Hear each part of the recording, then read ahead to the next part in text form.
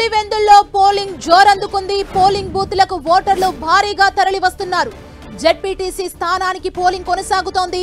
Polling స్టేషన్ల దగ్గర భారీ బందోబస్తు ఏర్పాటు చేశారు. బందోబస్తును ఐజీ కోయ ప్రవీణ్ పర్యవేక్షిస్తున్నారు. పోలింగ్ స్టేషన్ల దగ్గర గుంపును చెదరగొట్టారు పోలీసులు.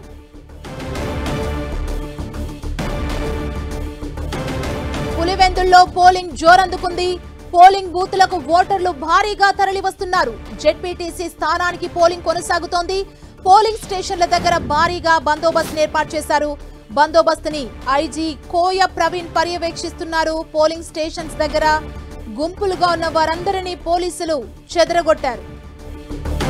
మరింత సమాచారం పోలింగ్ కి సంబంధించి మా ప్రతినిధి సురేందర్ అందిస్తారు. సురేందర్,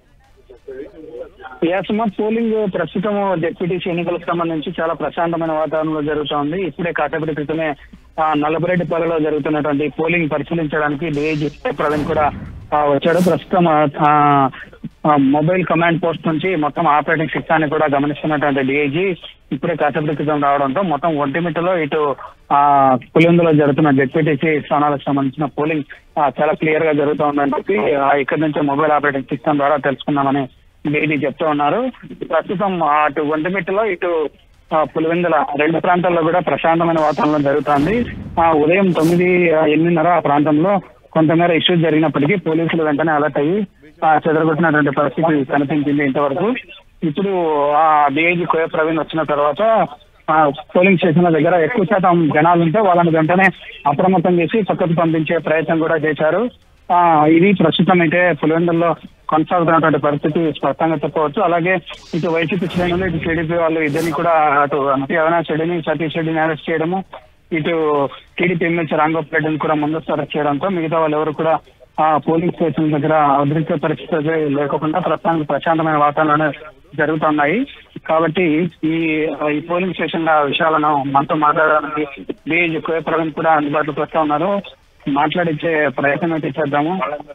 మనతో పాటు డిఐజీ కూడా అందుబాటులో ఉన్నాడు. ప్రస్తుతానికి నల్లపరెడ్డి పోలీస్ స్టేషన్ దగ్గర డిఐజీ పర్యవేక్షిస్తున్నటువంటి పరిస్థితి అయితే కనిపిస్తుంది. సుమా, సురేంద్ర, అంటే అక్కడ కొంత గుంపులుగా ఉన్న వారందరినీ పోలీసులు చెదరగొట్టినట్లుగా తెలిసిందంటే పోలింగ్ కి ఇంకా క్రౌడ్ పెరుగుతుందా ఇప్పుడిప్పుడే అనుకోవచ్చా? ఉదయం నుంచి జరుగుతున్నటువంటి పోలింగ్ ప్రక్రియ అంటే ఉదయాన్నే రావడానికి పోలింగ్ కేంద్రాలు 8-8:30 ప్రాంతం నుంచి క్రౌడ్ పెరుగుతూ వస్తా ఉంది. వాళ్ళందరూ కూడా ఇప్పుడిప్పుడుగానే చేరుకుంటున్నారు పోలింగ్ కేంద్రాలకు. ఎందుకంటే ప్రతి పోలింగ్ కేంద్రంలో కనీసం తక్కువలో తక్కువ 800 నుంచి 1000 మంది ఓటర్లు ఉన్నారు. వాళ్ళందరూ కూడా చేరుకొని తమ ఓటర్లను అయితే వినియోగించుకుంటున్నటువంటి పరిస్థితి కనిపిస్తుంది. వాళ్ళందరూ పోలింగ్ కేంద్రాలకు ఇప్పుడిప్పుడే చేరుకుంటున్నారు కాబట్టి పోలింగ్ కేంద్రాలు చేరుకుంటున్నారు కాబట్టి వాళ్ళందరూ కూడా ఓటర్ వినియోగించుకోవడానికి అవకాశాలు ఉన్నాయి. పోలింగ్ కేంద్రాల దగ్గర పూర్తి భద్రతా బందోబస్తు కూడా ఏర్పాటు చేశారు. ఎవరిని కూడా అలో చేయకుండా అయితే మాత్రం కట్టుదిట్టమైన భద్రత అయితే ఏర్పాటు చేసినటువంటి పరిస్థితి కనిపిస్తుంది. సురేంద్ర, అంటే ఇష్యూస్ ఎక్కువగా ఈ సమస్యాత్మకంగా ఉన్న ఏమైనా పోలింగ్ కేంద్రాన్ని గుర్తించడం జరిగిందా? పోలీసులు ఏం చెప్తున్నారు వాటికి సంబంధించి?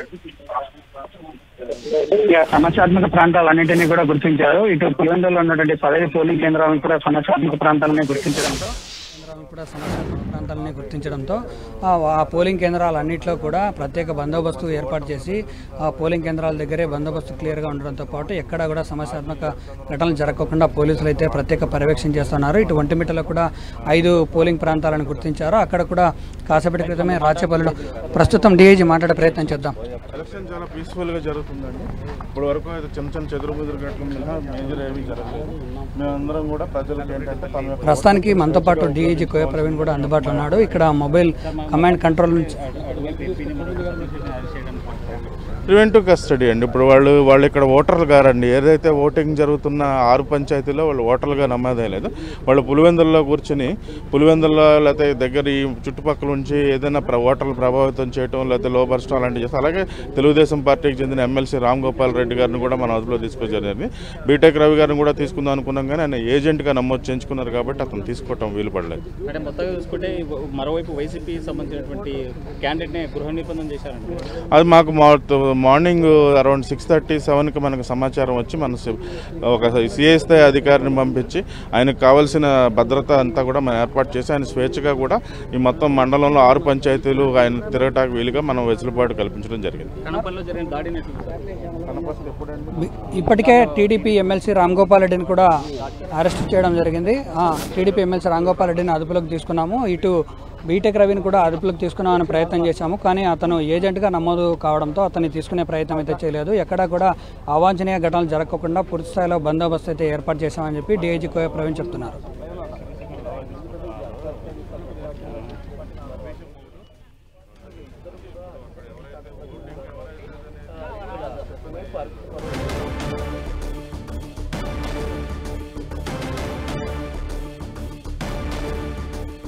పులివెందుల్లో పోలింగ్ జోరందుకుంది. ఉదయంతో పోలిస్తే ఓట్లు వేసేయడానికి ప్రజలు ఇప్పుడు కొంత సంఖ్య పెరిగిందని చెబుతున్నారు.